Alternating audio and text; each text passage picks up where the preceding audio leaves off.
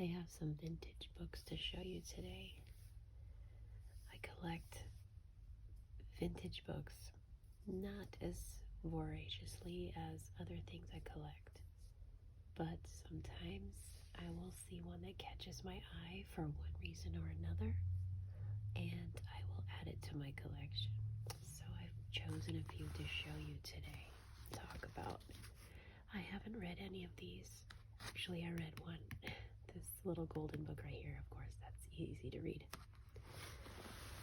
So let's start with the one on top. I don't know what this is about, but these people on the cover are naked. This is called The One-Eyed Man by Larry L. King. I don't know this author. This says, a reporter, a woman, and the governor, they are hell-bent for scandal in a long, hot summer of fiery politics and perverse passions.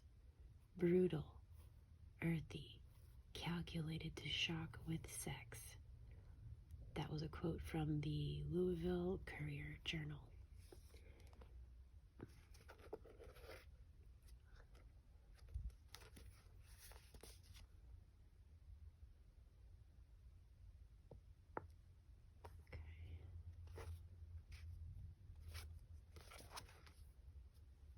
It's a little stained.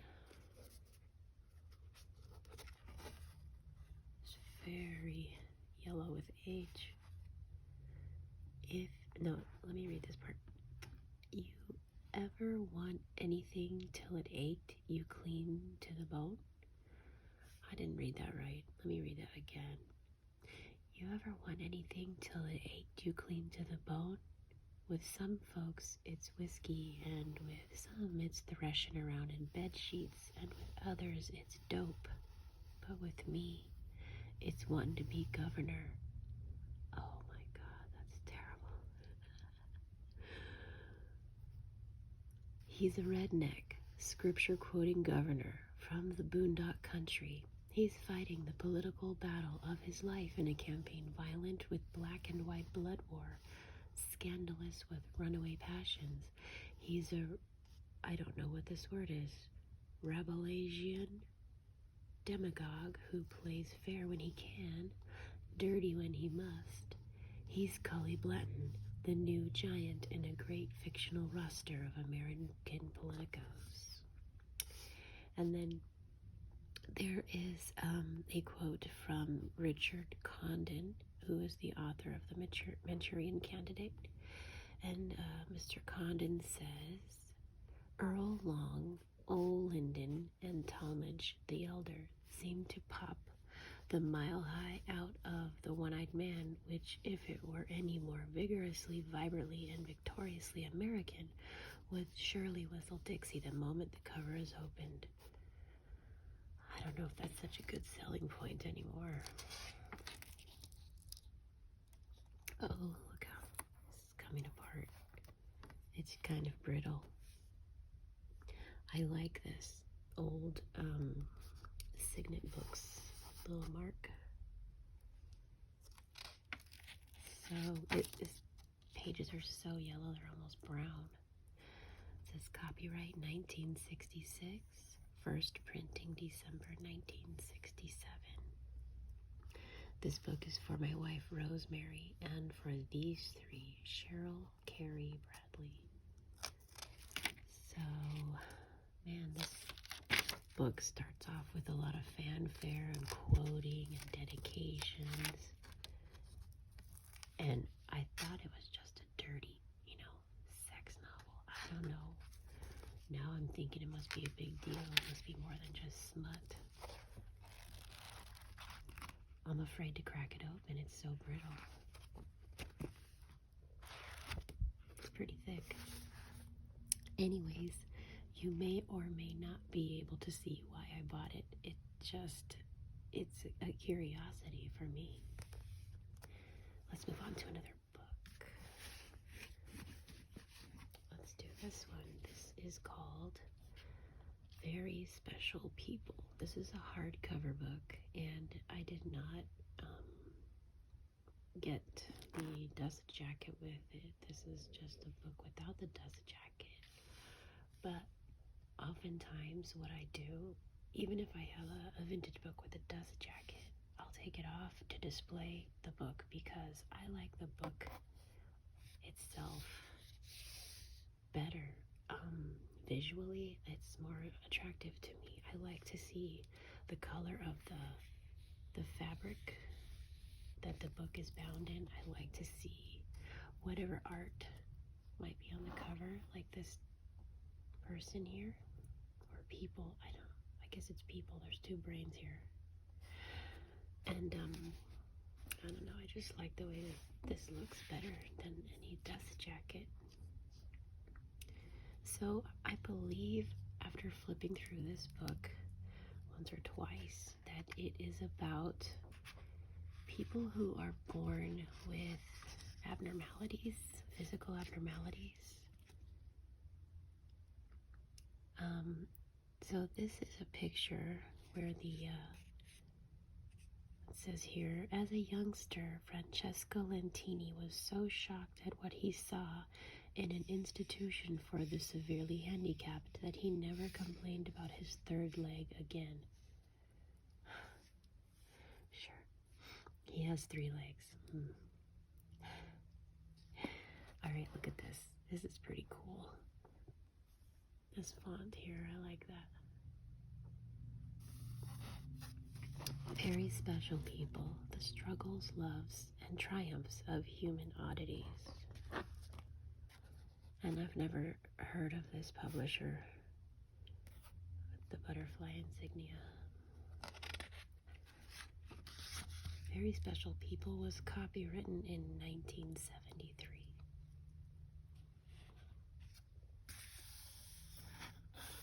Let's read this.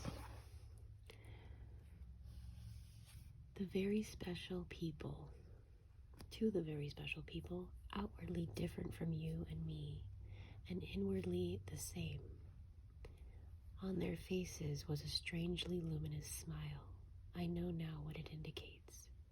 They had met tragedy and fought it to a standstill. They had taken a handicap and it turned it inside out, making it work for them. With courage and patience, they had built themselves a life. This is a quote by William Lindsay Gresham. And here's another quote. Even under its burden, the soul awakes and sings. C.A. Saint-Beuve. I do not speak French. Oh my goodness. What's going on with his face? Look at his cheeks. I'm thinking he must have been a trumpet player. It says, an elastic skinned man. Such a person can pull his skin out a considerable distance without feeling any pain.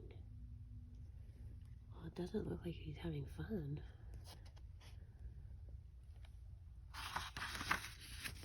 Alright, so we have the original Siamese twins, Ong and Chang, with their wives and 2 of their 22 children in a photograph taken by Matthew Brady. So those are the original Siamese twins, apparently. Their wives and 2 of their many children. This is a bearded lady. And this is a lady named Frida, born without arms and legs, but she was still able to type and sew.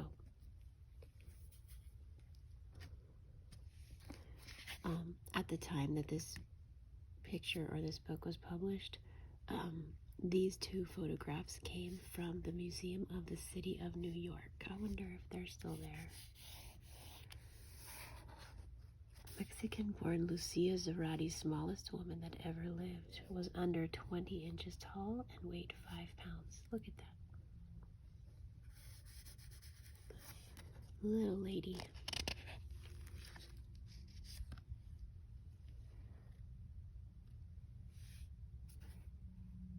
Half and half body.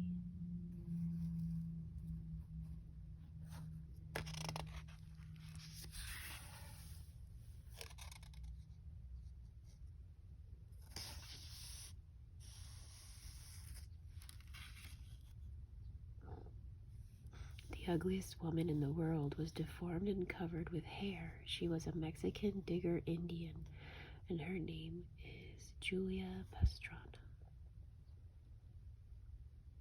Why do her eyes look fake? This doesn't look like an actual person.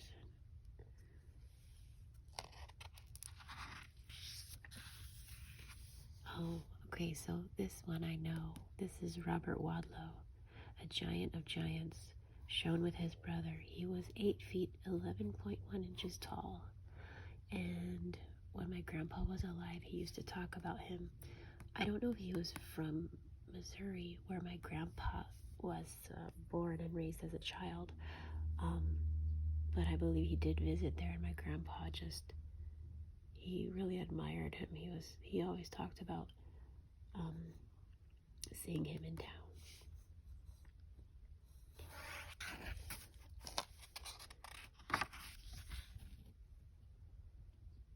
Oh my. Wow.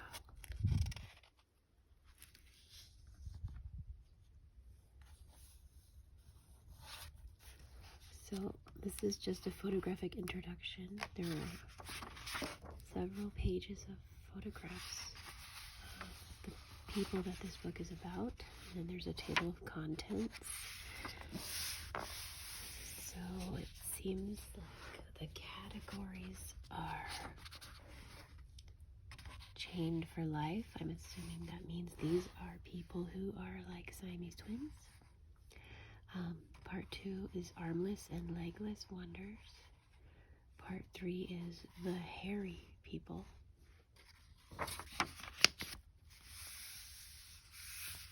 Then we have part 4, the little people. Part 5, there were giants in the earth, fat and skinny, an odd lot, and very, very special people.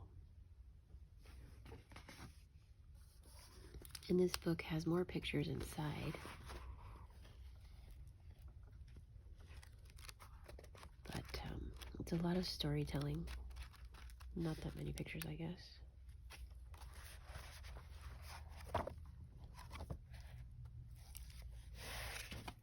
Let's move on.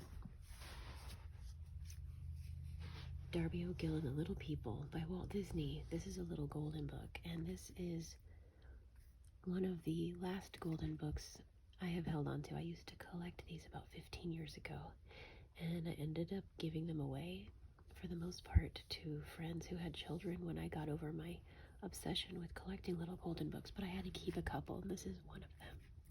Because Darby O'Gill and the Little People, actually, that's not what this is. This is just Darby O'Gill, but it's from the movie Darby O'Gill and the Little People, which is one of my all-time favorite movies since I was a kid. This is an old book. I used to love to collect little golden books that were old because I liked to see the different formats that they would have from decade to decade. I like the look of this gold foil here. That changed over the years too. So this came out when little golden books were only 25 cents each. If you haven't seen this movie, I recommend it. It's really fun. So this is what the inside of little golden books looked like a while ago. We'll find out what year this came out when I get to that page. But this used to belong to somebody named Barbara Suver.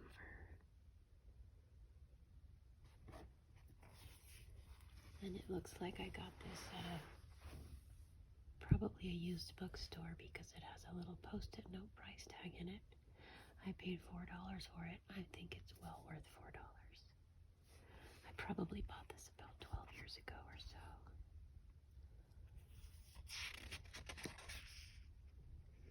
It's funny because this person here who's supposed to be depicting Darby O'Gill doesn't look like the guy in the movie at all.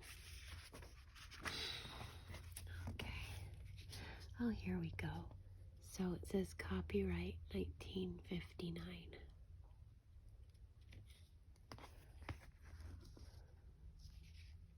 And if you don't know this already, there's a way to tell if a Little Golden Book from a long time ago was a first edition or a second edition, etc.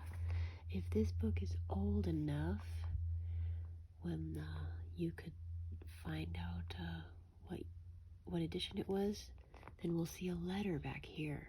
You flip to the very last page, to the back of the book, and you gently open here, down here. And I don't know if you can see it, but there's a little capital A that indicates that this book is a first edition. I'm not sure what decade or what year they stopped using the letters at the back of the book like this to indicate such things. But they definitely haven't done this for years now. So for the very old ones, Little Golden Books, you can flip all the way to the back and check way inside here. It could be A, B, C, D, and so on. A being the first edition, B second, C third, etc.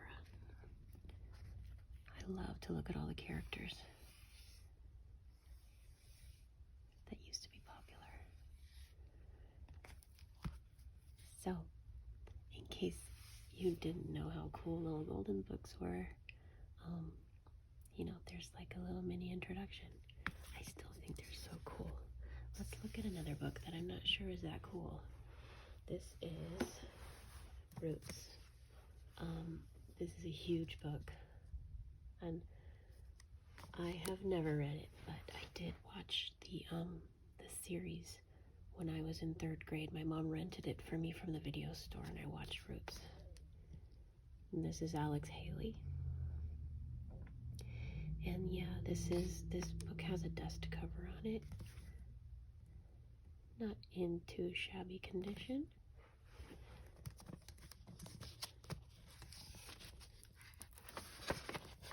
Looks like it used to belong to a Century 21 agent. And it's got an inscription here. The inscribed date was April 1977. I'm going to take the dust cover off and see what the book looks like.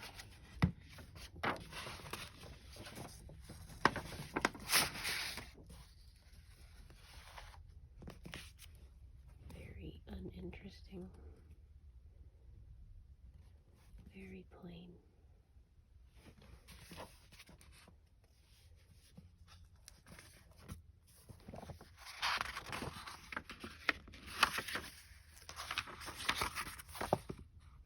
I'm not sure if anyone ever read this book.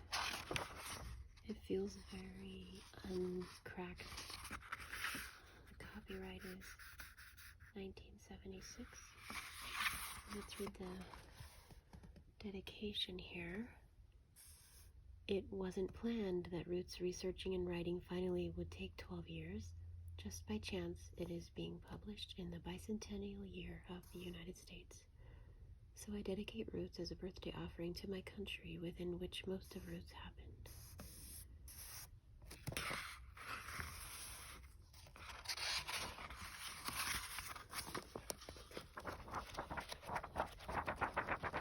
It's a book with a lot of pages, a lot of chapters, but it's not that interesting, so let's move on. Let's move on to a textbook, an old textbook. This is called Modern Health, and this is,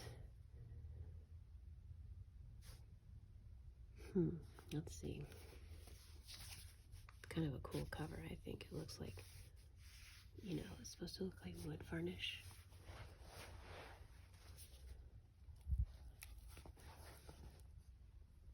Does that look familiar to anybody?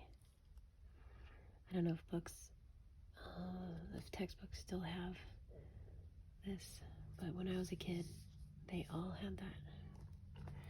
And so this is from the 60s. You can see it was assigned to somebody in 1966, 1968, 69.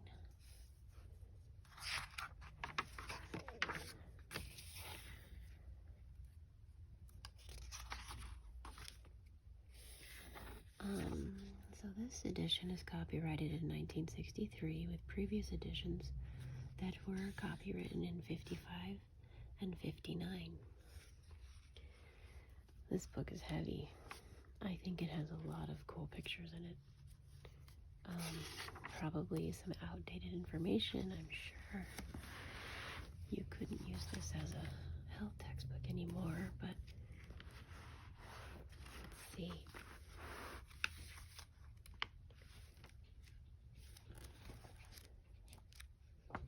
It has quizzes.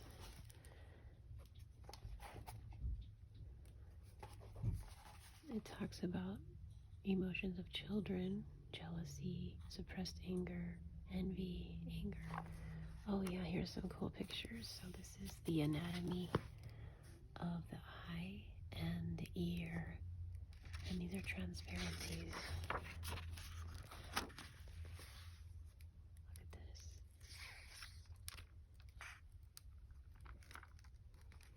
Wow. These are pretty great.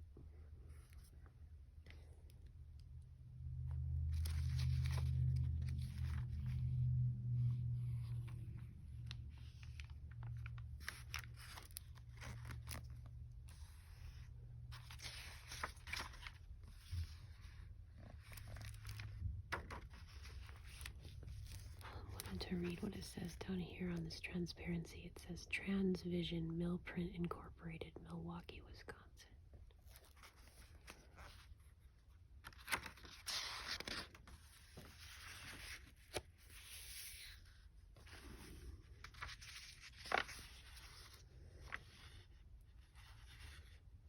Here's a picture of a diabetic child administering her own insulin shot. It seems like a HIPAA violation. Oh, here's some more transparencies. This looks like the vascular system. I'm not sure. Oh, it's just the human body in general. This is a transparency.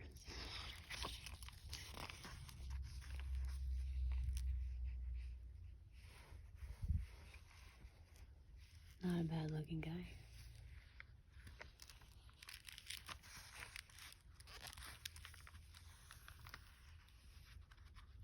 Well, it has the artist's name here, G. McHugh.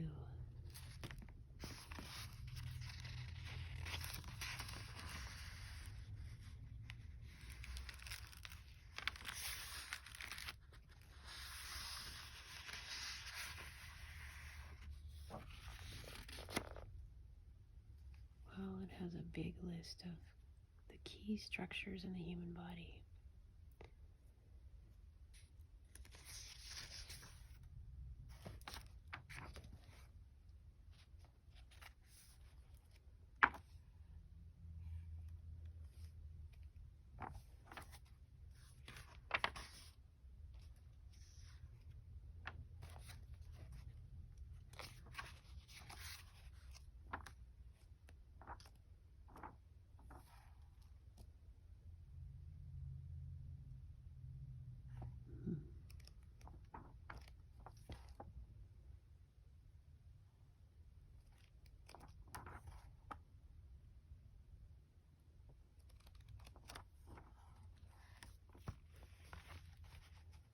Glossary,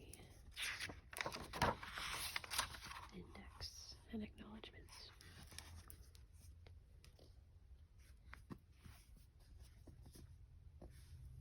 Alright, let's look at one more book.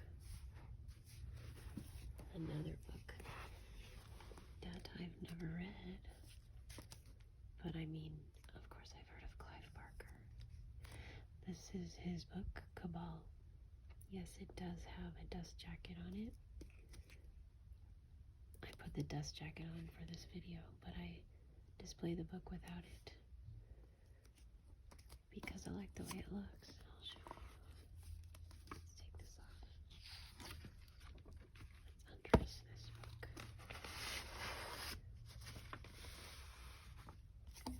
Okay, so this is what I like about it. I like this typeface.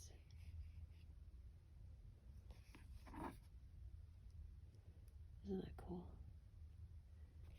And the red and the black and the yellow. I also like that color combination.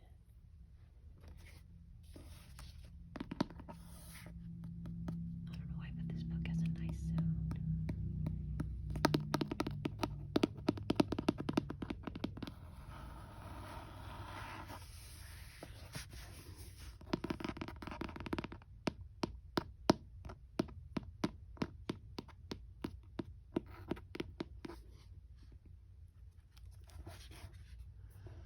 It's so clean. Other books by Clive Barker. Books of Blood 1, 2, 3. The Inhuman Condition. In the Flesh. The Damnation Game. Weave World. And the book in my hand, Cabal.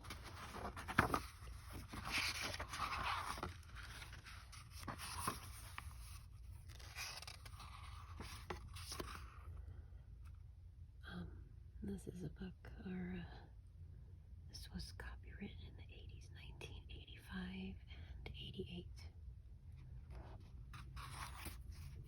Dedicated to Annie.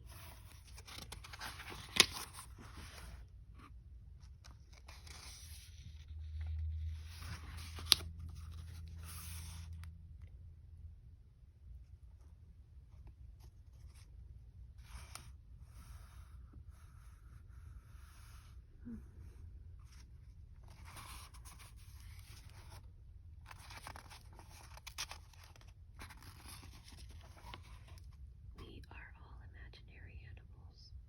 Domingo Diabarondo, a bestiary of the soul.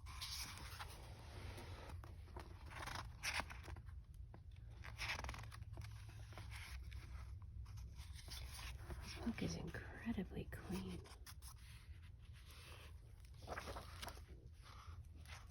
Whoever owned this book before was really good at taking care of it. Okay. Oh, there's something back here. Let's see what this is.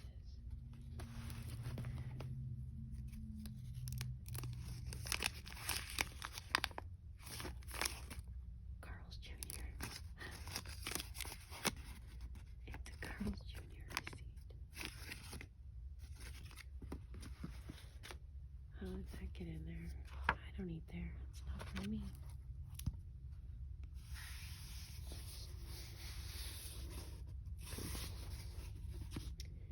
Well, that is the last of the books I wanted to show you today.